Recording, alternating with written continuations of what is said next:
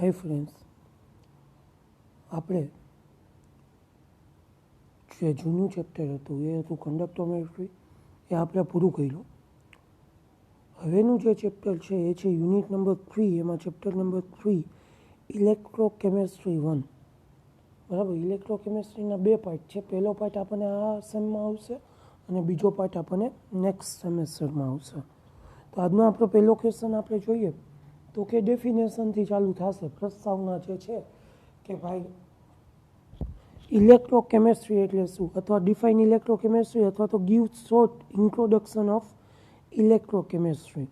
તો ઇલેક્ટ્રોકેમિસ્ટ્રી છે શું? તો કે electrochemistry is the branch of chemistry concerned with the interrelation of electrical and chemical effect. કે ઇલેક્ટ્રોકેમિસ્ટ્રી જે છે એ કેમિસ્ટ્રીની એવી બ્રાન્ચ છે કે જેનું ઇન્ટરરિલેશન એટલે આંતર સંબંધ છે કોની વચ્ચે?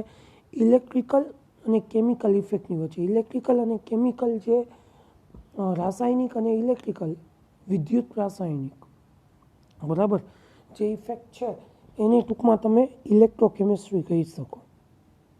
A large part of this field deals with the study of chemical changes caused by the passage of an electrical current and the production of electrical energy by chemical reaction.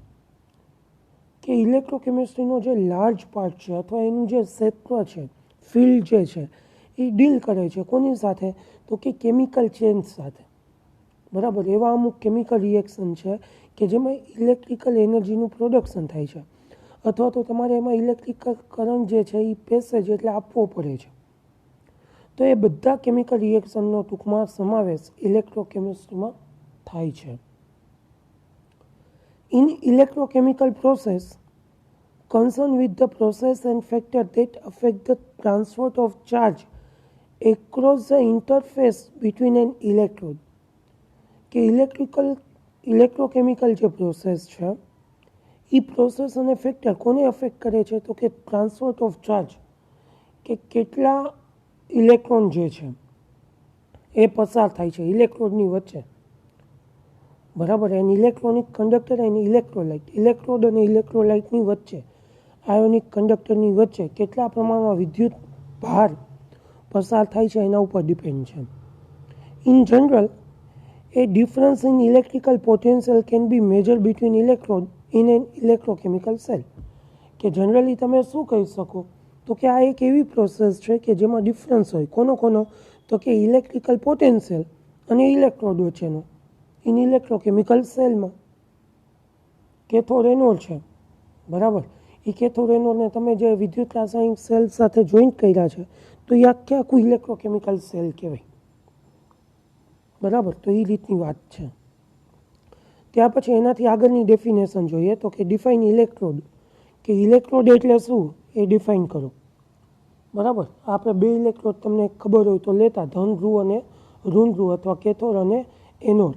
તો આપણે જોઈએ the metal plate deep into the electrolyte solution or roll of non-metal just like graphite in is on the surface of that process is being proceed is termed as electron.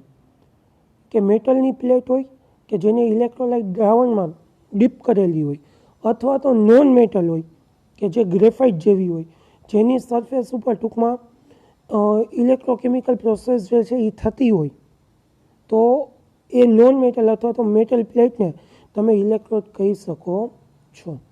તો આ થઈ ગઈ ઇલેક્ટ્રોડની definition. બરાબર. ચાલો ત્યાર પછી ત્રીજી definition કે ડિફાઇન ઇલેક્ટ્રોલાઇટ સોલ્યુશન. કે વિદ્યુત રસાયણ કોને કહેવામાં આવે છે એ તમે કહો. The electrode deep into the related type of such solution is known as electrolyte solution for given appropriate cell. કે જે ઇલેક્ટ્રોડ છે તમે જેને ડીપ કરો છો જે દ્રાવણની અંદર, એ દ્રાવણને તમારે ઇલેક્ટ્રોલાઇટ સોલ્યુશન કહેવાનું છે ફોર એપ્રોપ્રિએટ સેલ. કે તમે જે વિદ્યુત રસાયણ સેલ બનાવેલો હોય એની માટે. બરાબર. તો એ ડેફિનેશન થઈ ગઈ ઇલેક્ટ્રોલાઇટ સોલ્યુશનની. ત્યાર પછીની ડેફિનેશન છે ડિફાઇન ઇલેક્ટ્રોમોટિવ ફોર્સ એટલે કે EMF. બરાબર. ઈએમએફની તમારે આખી સિરીઝ આવતી. તો ઈએમએફ કોને કહેવાય? તો કે there is the flow of electricity when two electrode with conducting wire have a different potential. કે જ્યારે આપણે ઇલેક્ટ્રિસિટીમાં ફ્લો આપીએ ત્યારે બંને ઇલેક્ટ્રોડ જે છે એ કન્ડક્ટિંગ વાયર જે છે એ ડિફરન્ટ પોટેન્શિયલ હશે. બંને ઇલેક્ટ્રોડનું પોટેન્શિયલ અલગ અલગ હશે. તો difference in potential is responsible flow of electricity from higher to lower potential. કે હંમેશા કેવું હોય છે? તો કે જે આ વિદ્યુતનું પરિવહન થાય એ હંમેશા હાયરથી લોઅર બાજુ થાય. બરાબર. તો higher to lower potential of electrode બાજુ જે પ્રવાહ જાય છે એની માટે જે રિસ્પોન્સિબલ છે એને ઇલેક્ટ્રોમોટિવ ફોર્સ કહેવાય. એને આપણે ઈએમએફ કહેવાય. બરાબર. તો એ તમારે યાદ રાખવાનું છે. ત્યાર પછી આજની છેલ્લી ડેફિનેશન, વોટ ઇઝ ઇલેક્ટ્રોકેમિસ્ટ્રી. આપણે અગાઉ આવી જ ગયું છે, તેમ છતાંય બીજા શબ્દોમાં કહીએ તો કે the chemistry branch of science in which electrochemical reaction type of related study has been done theoretical or practical way as necessary is known as electrochemistry. કે કેમિસ્ટ્રીની એવી બ્રાન્ચ છે અથવા સાયન્સની એવી બ્રાન્ચ છે કે જેમાં ઇલેક્ટ્રોકેમિકલ વિદ્યુત રાસાયણિક પ્રક્રિયાઓનો જેમાં અભ્યાસ કરવામાં આવે છે, થિયોરિટિકલી સૈદ્ધાંતિક રીતે અથવા તો પ્રેક્ટિકલી. બરાબર. થિયોરિટિકલી. તો એ જે વસ્તુ છે એ આખીને ઇલેક્ટ્રોકેમિસ્ટ્રી કહેવામાં આવે છે.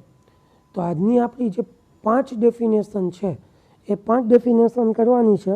આ 5 ડેફિનેશન એક માર્કમાં પૂછાઈ શકે. બરાબર. તો આજનો પહેલો લેક્ચર આપણે જે છે ઇલેક્ટ્રોકેમિસ્ટ્રી માટે એ આપણે અહીંયા પૂરો કરીએ છીએ. બરાબર. તો આજના લેક્ચરમાં જે આપણે 5 ડેફિનેશન છે એ એક વખત લખીને ટૂંકમાં પાકી કરી નાખજો. બરાબર. તો આજના લેક્ચરમાં આપણે 5 ડેફિનેશન સુધી રાખીએ છીએ. પહેલી છે ઇલેક્ટ્રોકેમિસ્ટ્રી અથવા એનો ઇન્ટ્રોડક્શન, પછી ઇલેક્ટ્રોડ, ઇલેક્ટ્રોલાઇટ સોલ્યુશન, ઈએમએફ અને છેલ્લી ઇલેક્ટ્રોકેમિસ્ટ્રી. બરાબર. તો અહીંયા સુધી રાખું છું. આભાર.